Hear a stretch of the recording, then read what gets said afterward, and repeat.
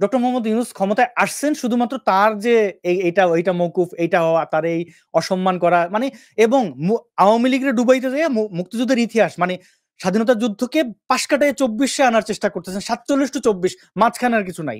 তার সম্মানে একটা একই সুরে কথা বলছেন। এবং এইখানে যে এই প্রতিশোধ পরায়ণতার যে অধ্যায়, আমরা শেখ হাসিনার মধ্যে এটা ব্যাপকভাবে দেখছি।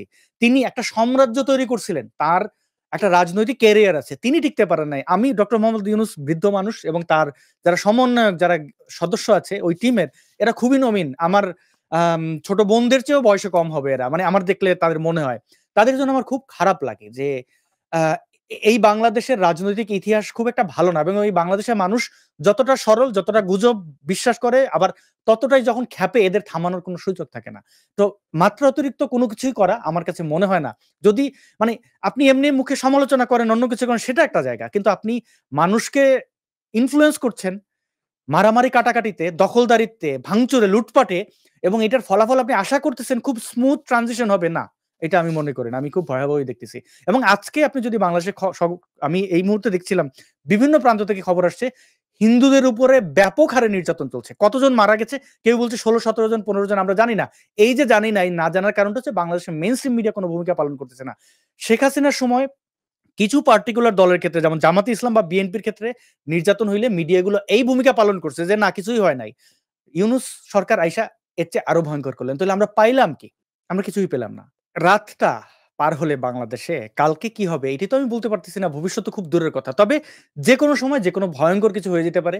তারা যে ইঙ্গিতটা দিয়েছে সেটাই আমি এটার চাইছিলাম যে কোনোভাবে এটা রাজনৈতিক বক্তব্য হোক, এটা একটা ধরনের হুমকি হোক, যে গৃহযুদ্ধ হবে হবে, যেটা বলছিল মাহফুজ আলম নামের সেই ব্যক্তিটি।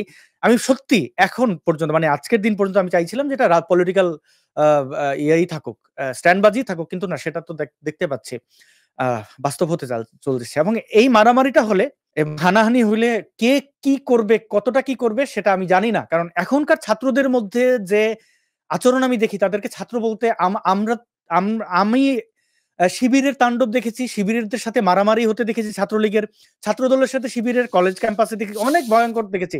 কিন্তু এই নিরীহ শিক্ষার্থীদের যে আচরণ, আমি আমার জীবনে এতটা হিংস্রতা কারোর মধ্যে দেখি নাই। এবং একটা দুইটা কলেজে না, প্রত্যেকটা কলেজেই তারা এগুলো করতেছে।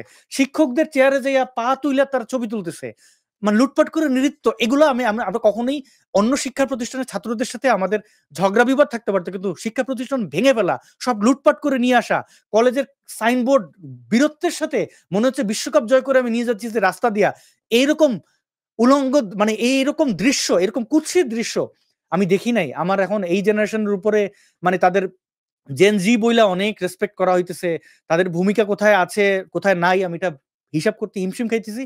এখন গৃহযুদ্ধ হলে যে কি হবে, এটা আমি আমি আমার এই অল্প বয়সে অল্প জ্ঞানে আমি আমি জানি না। আমি দুঃখিত।